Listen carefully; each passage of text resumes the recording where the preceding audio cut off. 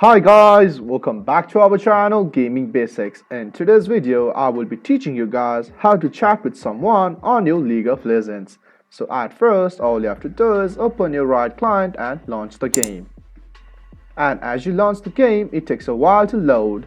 So all you have to do is just wait until it loads. And guys, as it loads, all you have to do is look at the right bottom for this text box, and as you see it, just click on it. And as you click it, go in this filter box and type the friend name you want to send message to. And just select the friend and type a message. So guys, that's how you chat in your League of Legends. If you find our video helpful, please leave a like and please do not forget to subscribe our channel. Also hit the bell icon to get updates with our latest videos and drop a comment for reviews and more content like this. I will see you guys again in our next video. Thank you for watching.